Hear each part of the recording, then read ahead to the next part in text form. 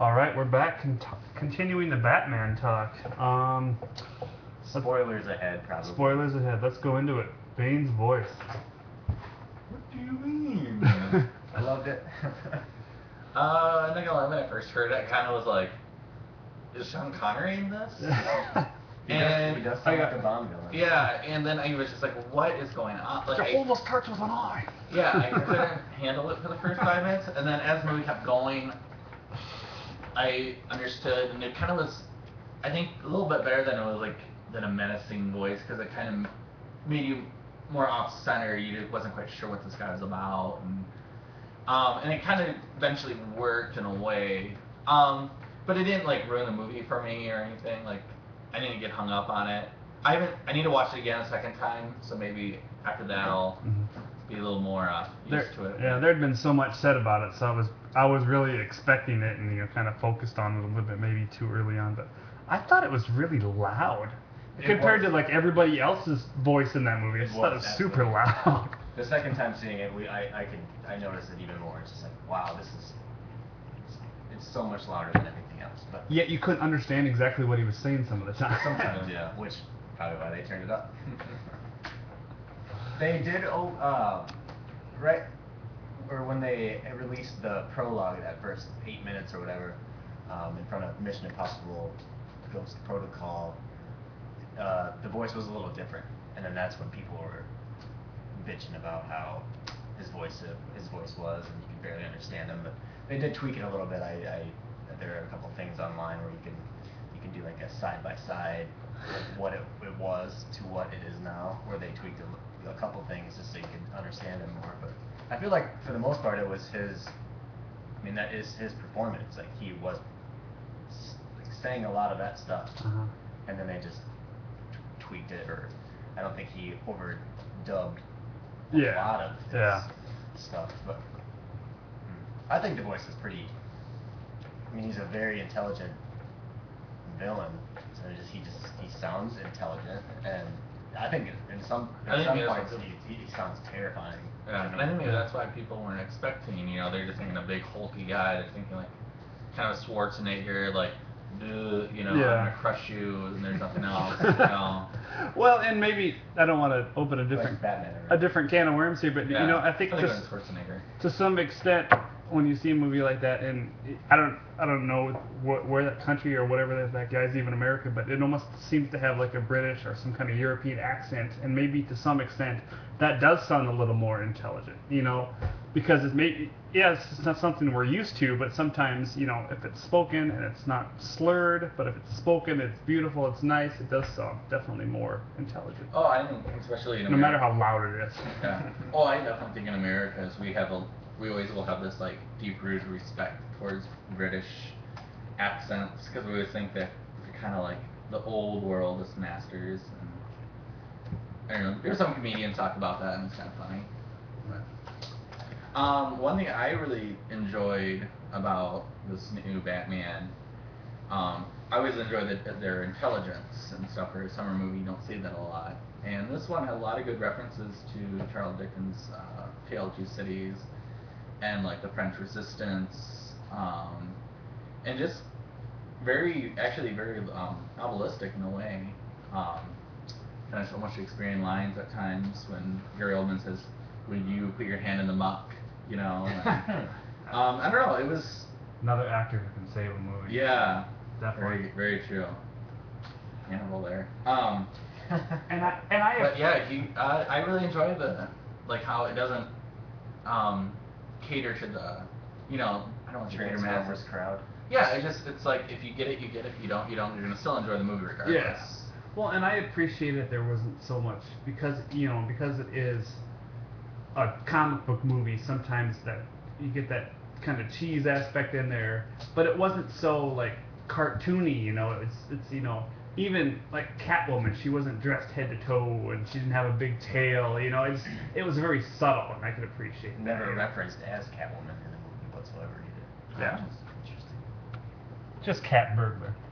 And she's mentioning Anne Hathaway earlier, I thought she knocked it out of the park. She was the only real comedic relief in the whole movie, because the movie's pretty darn heavy. Yeah, that's very true. And I don't know, I was a little nervous just because I enjoyed Michelle Pfeiffer's Catwoman because she had all these great lines, and I still think Batman Returns is incredible. And I was just, I didn't quite know how they were gonna take her, and it kind of was the same, you know, like she was neutral, emotionally manipulating, which is actually kind of the more intriguing aspect of her. But she also had really great lines, and she was funny, and she's smart as a whip, and strong, and I don't know too many people who wear knife-like heels besides Lady Gaga, but it was I enjoyed it. I loved it because it was everything I wanted from Catwoman.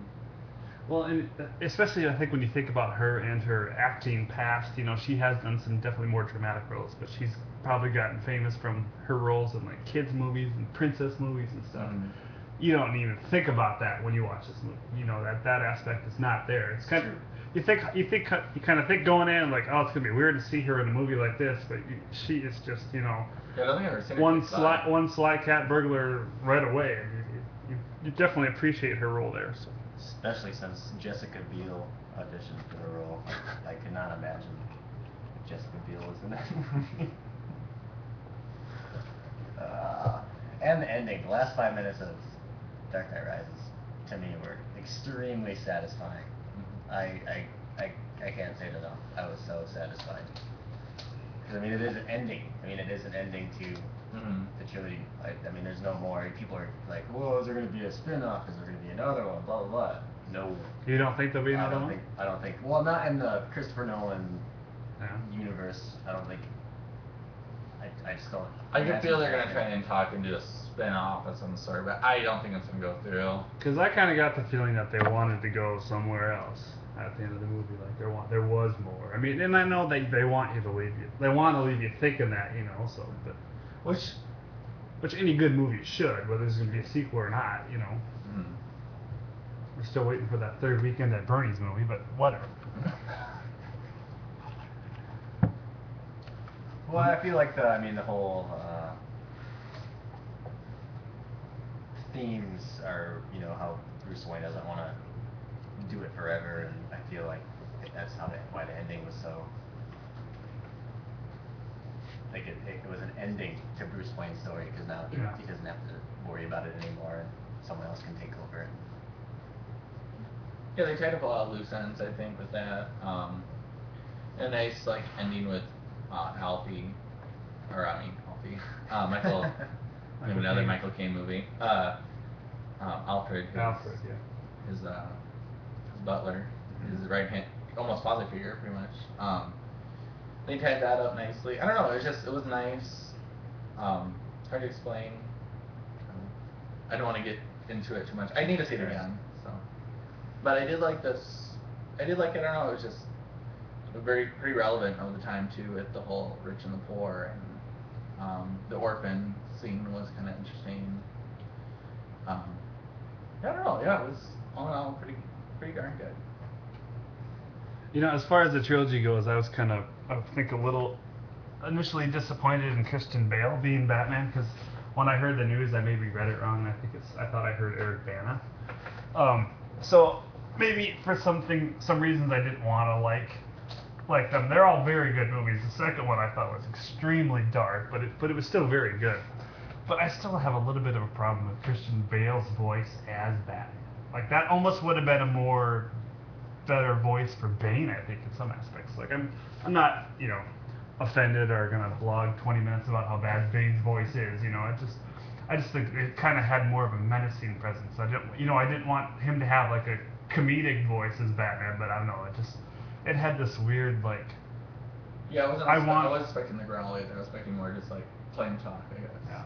Yeah, it was almost like he wanted to be Clint Eastwood or something like that. You know, it had that weird like spaghetti western kind of, you know, smugness to it. I don't know, smugness a word? Whatever.